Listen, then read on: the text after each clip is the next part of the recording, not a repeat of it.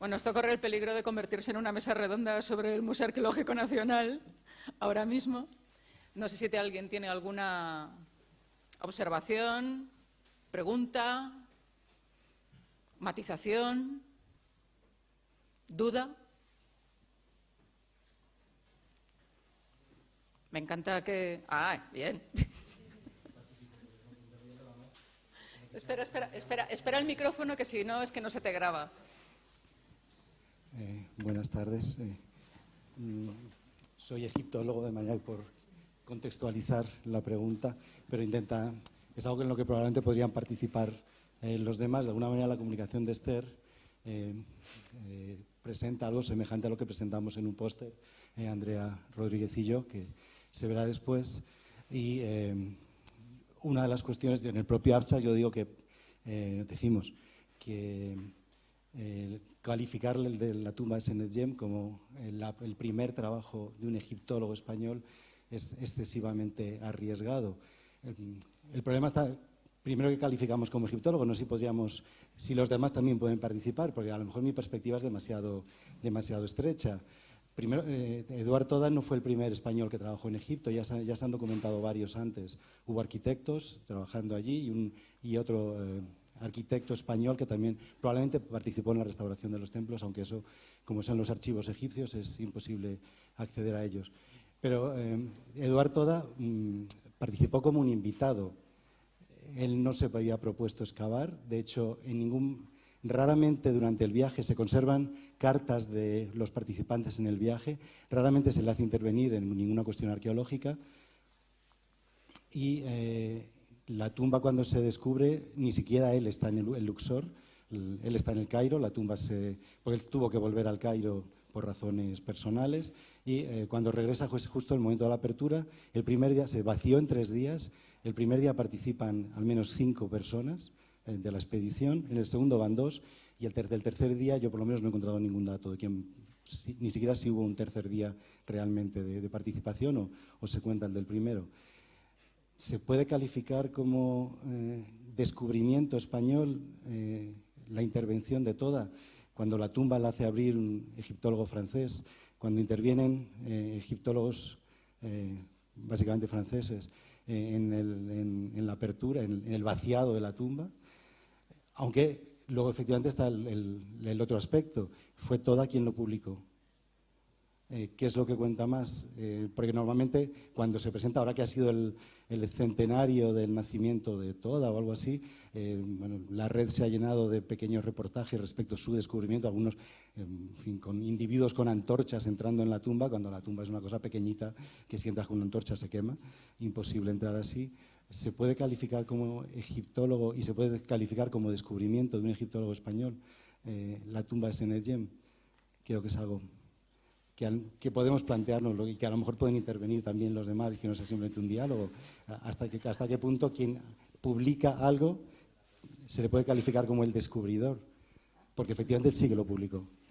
Sí, no. Bueno, vamos a ver, lo de egiptólogo siempre... ¿Sí? ¿Se oye bien? ¿Sí? Lo de egiptólogo siempre es entre comillas, por supuesto. Por eso decimos que es como el primer egiptólogo... Esther, te lo acabas de cargar el micrófono. ¿Luego mal? Más todavía. Bueno, lo de egiptólogo es un poco tradicional y entre comillas, por supuesto, que ni llevaba una misión y él no pertenecía al servicio de antigüedades, por supuesto, ¿no? Pero sí es verdad que hizo inventario de esas piezas porque consta y que luego lo publicó. Claro que había más gente en la tumba, lo que pasa que, bueno, pero él es un egiptólogo entre comillas, no tenía ninguna misión, como tendríamos que esperar más de 60 años para que hubiera una misión española trabajando y luego ya posteriormente las que han venido, pero él no venía con una misión, esto desde luego, y que antes que él, incluso siglo antes, había españoles haciendo algo, pero que sí que es verdad que no fue su tarea principal, porque él era cónsul, pero sí que se involucró y sí participó no solamente en inventariar las piezas, sino en llevarlas al Cairo, y que luego lo publicó. Y eso, bueno, es importante. Evidentemente la tumba, como muchas veces, ya estaban descubiertas, pero no habían estado nunca excavadas ni tocadas, como ha pasado montones de veces. Pero por eso es siempre entrecomillado o en cursiva. siempre, por supuesto.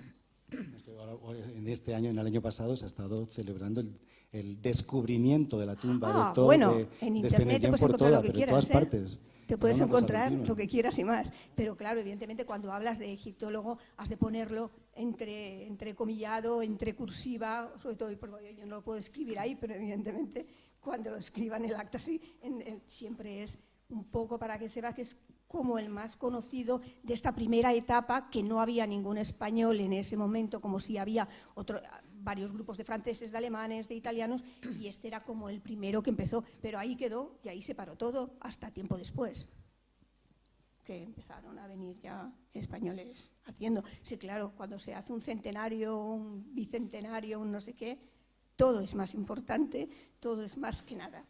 Y yo soy más que nadie, eso desde luego, pero no solamente para Eduardo Toda, pero para muchas otras cosas, siempre para eso está. Pero vamos, que hay que tener muy claro que él no era como nosotros entendemos ahora, como un egiptólogo, ni muchísimo menos, ni pertenecía al servicio de antigüedades. Él se añadió a este servicio de antigüedades porque se quedó, bueno, le gustó la cultura egipcia y se movía en este ambiente. Y por esa razón hizo esta colección, que de la mayoría no sabemos ni de dónde proceden las piezas tampoco, y bueno, algunas sí, porque hay una anotación de dónde procedían, pero tampoco exactamente del lugar. Tebas, del Medina, del Bajar, pero de dónde proceden tampoco lo sabemos. Pero sí, era entre comillas. Bueno, yo quería añadir que el señor Toda, desde luego, era un hombre de amplios intereses, porque allá donde iba se interesaba por la cultura donde estaba. Fue cónsul en Japón también. Sí, antes y claro, aparte de la colección que Esther ha presentado, hay varios miles de monedas japonesas, chinas, coreanas que pertenecen a la colección del museo y que son producto de la estancia de Toda en aquella zona.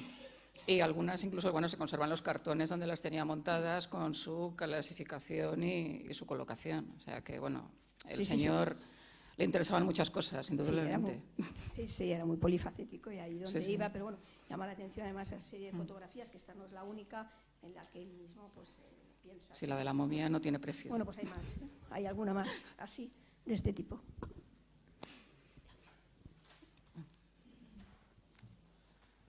¿Alguien más se anima? Se ve que la tarde ya nos ha matado a todos, ¿no? Mala hora para discurrir. Bueno, yo sí quería hacer una matización, aunque ya hablaré luego tendremos una conversación seria Pablo y yo, pero sí una matización sobre la grandobla. Y bueno, no es que el error sea tuyo, es un error que mucha gente... Es un periodo complejo, es una cuestión sobre la que todavía nos faltan muchos datos y que pues, conduce a interpretaciones variadas y a veces a errores que se van encadenando. La grandobla nunca salió del museo. O sea, no fue a México en el Vita y luego volvió. Para nuestra desgracia, todo lo que fue a México en el Vita no ha vuelto y no sabemos dónde está, pero es que no todas las monedas de oro salieron del museo en el año 36. Hubo una parte que sí quedó aquí, entre ellas la grandobla y bueno, hay otra serie de piezas que todavía obviamente tenemos.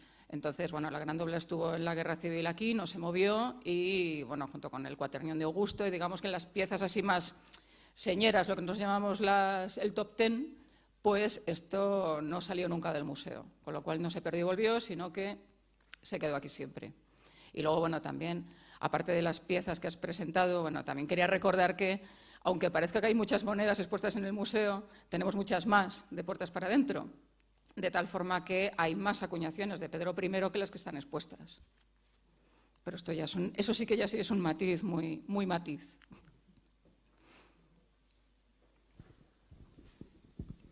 Bueno, muchísimas gracias por la aclaración. La verdad es que me estoy metiendo en esto muy poquito a poco y sobre todo meterme en cuestiones de numismática y contigo aquí es Pues es no muy tiene que complicado. dar miedo, si no muerden. Es decir, en la tesis me voy a centrar más en arquitectura, pero no quería perder la oportunidad de presentar la relación que el museo ha tenido con Pedro I, porque sin duda es bastante importante. Y ese dato lo había leído en una publicación que no recuerdo ahora el nombre, pero lo corregiré en las actas para que no haya ningún problema, así que muchísimas gracias.